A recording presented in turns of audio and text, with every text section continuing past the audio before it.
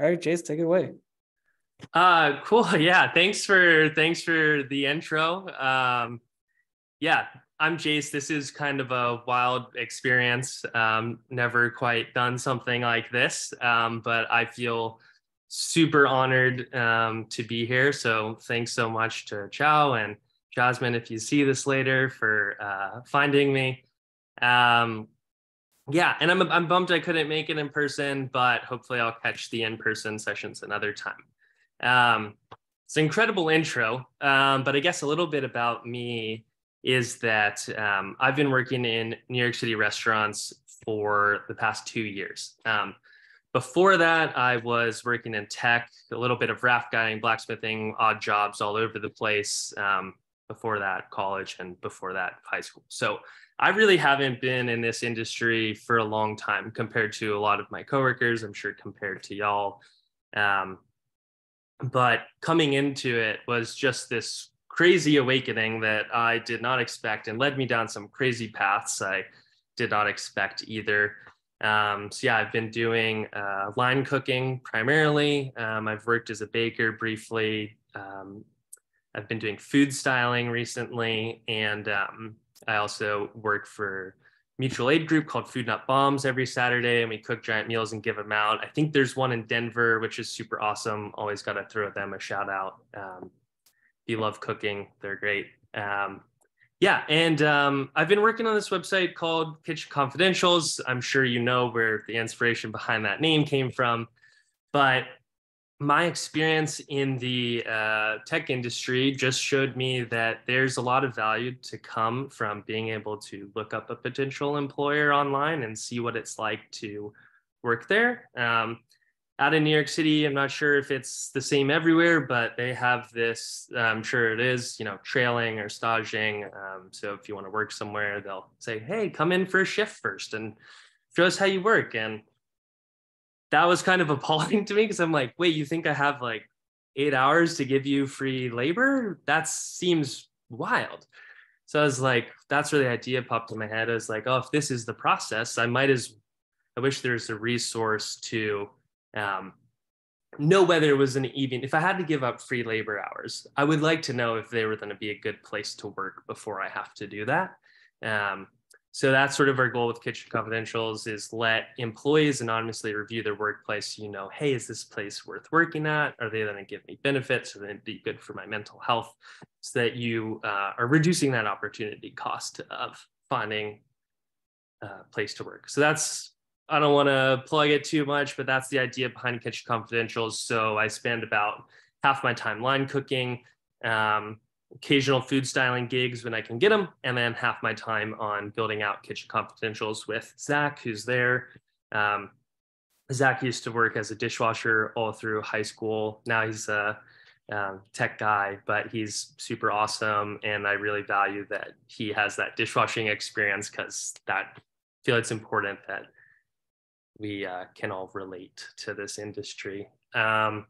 Yeah, that's not what I'm here for. John invited me to come here and talk about sort of my own personal journey and like mental health in the hospitality industry. So I'll get into that. The biggest thing I immediately noticed when I got into this industry was just the unsustainable work culture and work schedule. So when I first got here, I was doing, it wasn't full culinary school, it was just more of a certificate program to catch me up. I've always cooked my entire life, but I knew working in a restaurant would be nothing like home cooking. So I wanted to get a little handle on that. So I signed myself up for a program, and I started trailing at different restaurants and ended up at a restaurant, which I later found on was striving towards their first Michelin star. So this is my first job in the culinary industry. My schedule is Tuesday through Sunday. I'm usually doing 65 hours a week, which is crazy to me, but I also know people who are doing 80. So it's like an insane new reality that I'm in. And most of the people I know are working Monday through Friday, right? So immediately off the bat, relationships start getting a little dangerously far away for me. And so I work here for a little bit of under a year. And immediately what I find is after a few months, I'm spending all of my time in this kitchen. They have the people who work in the kitchen every day. There's no alternates. So there's this huge pressure to be there. Don't screw over your coworker. Like there's nobody to replace you. It's just us. So be here, work hard. I'm sure you all know how it is. And what I found was coming into this industry, I was generally happy guy, pretty happy-go-lucky, like felt good. And I started noticing that started to change, and I started to do some things that I didn't really feel familiar with in terms of my own mental health and substances and all of that. But the biggest thing I started noticing was that a lot of my relationships started to disappear or fail, or a lack of making new relationships, which was pretty rough to go through. I guess like it was about 9 months in to working at this restaurant. Basically, I would come in for my shift. I would go home. I would sleep late into the day, go back in. I had a dog that I would walk occasionally when I could, but basically sleeping, working, not hanging out with anybody. And I also have a girlfriend that I'm not seeing. So yeah, it was a lot of that. It became like very lonely, I called it robot mode, but I just didn't feel like I was thinking. It was just work, sleep, work, sleep. And yeah, it sort of sent me down a path that I hadn't ever been down before. I'm not really one to drink a lot or smoke a lot, and I started drinking more and I started smoking more, and I was like losing weight and gaining weight, and I wasn't feeling good physically or mentally, and stuff started going all wacko. And there's this moment that I remember where I had a few old coworkers who were moving to New York City. They just got in, they wanted to go out and get lunch and go drinking. We ended up drinking way more than I expected. And next thing I know, I'm at my girlfriend's apartment. I'm crying. I'm having a panic attack, and I've had first panic attack I've ever had. And I'm talking to her. I'm like, feel like I'm failing her. I feel like I'm failing my dog and all of my current relationships. And I'm not forming any new relationships. And it was just it was a rough night. Luckily she's like an amazing person, and the next day we woke up and she was like, hey, like, do you remember what you were saying last night, because it was pretty concerning. And I did, and I felt embarrassed. She's like, don't feel embarrassed, but maybe you should start to like address these things, because it doesn't seem like you're doing too hot. So it was sort of at that moment that I realized, okay, like this is kind of on me. I'm not being held here against my will. Like I have the ability to change things. So I took the next day off work, slept in, thought for a while, what could I do? Reached out to a bunch of other jobs and friends I had in the industry, trying to find somewhere where I could keep working, but that would have a more flexible schedule. Give me a few days off, so I could just think about things and reevaluate things, but still be making money. Luckily, places are hiring in New York all the time, so I was able to find a bakery, which is how I ended up there, that was only working 4 days a week, so it was perfect. And that allowed me the time to, lack of other words, get my shit together. I started going to therapy, started talking to more friends in the industry about how they handled it. And after a few weeks of that experience and figuring out my stuff, I sort of came to this conclusion that for me, the big thing was about setting boundaries. And I think like it's the hospitality industry. Like if you work, I think a lot of people who work in this industry because there is some piece of them that likes engaging with people and likes being hospitable and serving or cooking, and that a lot of us have that passion, which allows wanting to help, which lets and especially myself, our boundaries be pushed farther than is good for our own mental health. And once I realized that, and I realized that I could set my boundaries and stick to them, really helped me start being a bit more resilient and finding better opportunities and creating better relationships. Um, so like, yeah, so now this new job I just found actually, they wanted me to work, they wanted me to work some crazy days. I was like, nope, like here are my boundaries. This is what I can work between.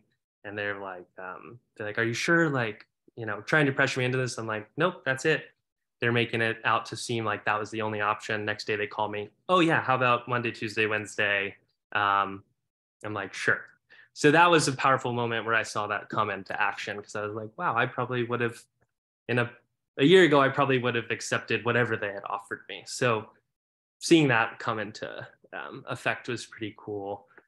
Yeah. And so for me, yeah, it was all about setting boundaries, and those boundaries for me to maintain my relationships. So I was working in this kitchen, right? And I thought that part of this was, oh, they did end up getting a Michelin star, but I was like, oh, get this, and I'll have so many more opportunities. And like, if I work hard, they'll advance me. And none of that really happened.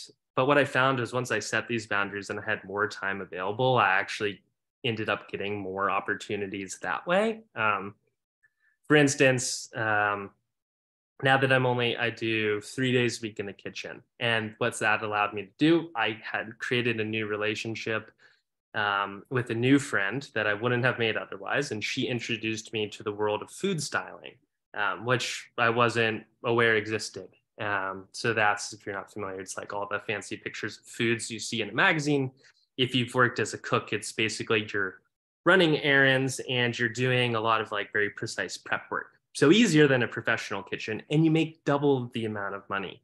So I was like, wow, I never would have had that opportunity if I hadn't have learned to like set boundaries and had the ability to form new relationships. So that was pretty cool. Just seeing how prioritizing mental health resulted in more positive changes down the line. Yeah, I guess like the core message I guess I'd want to convey, or I hope that somebody would get some value out of, and this is sort of from my experience, is that for a long time, even before this, I was like hesitant to prioritize my mental health, just because it's like, oh, well, there's so many other obligations and things to worry about. Like my mental health is like the least. Like I've like, screw it. Like I don't need to worry about that.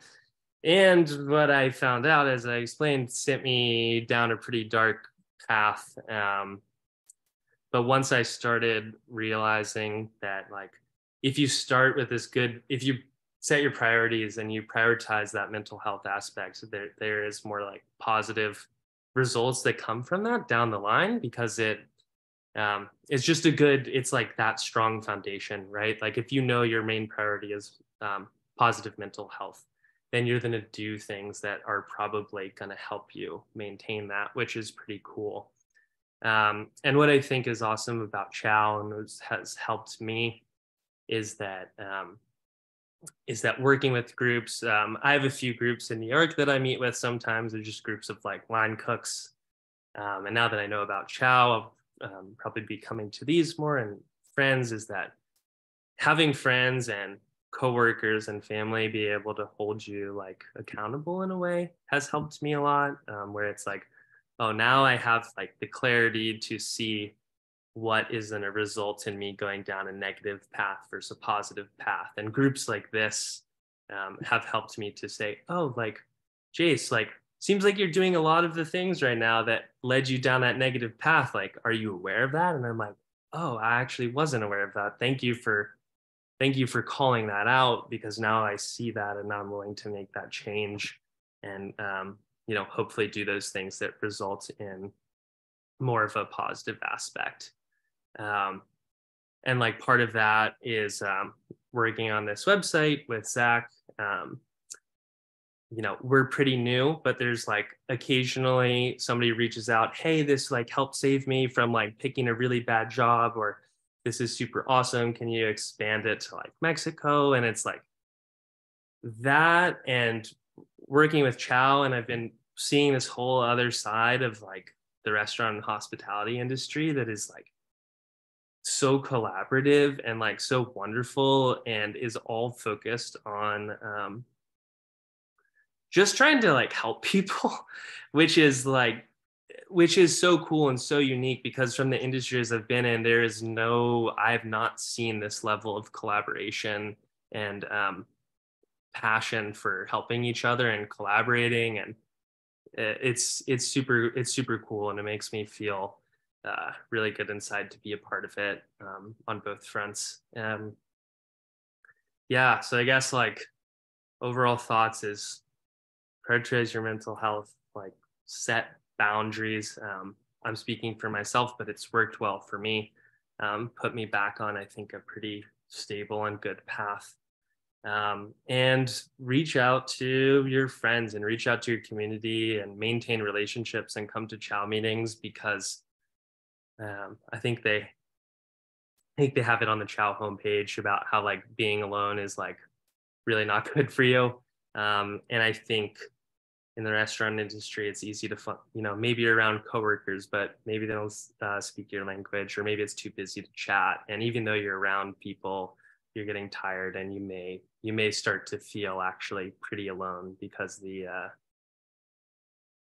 relationships that matter outside of the job may start to get lost. So don't forget about those and make sure you're prioritizing those. And yeah, that's sort of my little struggle with mental health in the restaurant industry and me coming into it. And yeah, I'm super honored to be here, and Chow is like awesome, and these meetings are so awesome. And yeah, thanks for listening, and I hope that whoever may see this at a later date or now, it helps them in some positive way or makes them feel like there's a story similar to their own.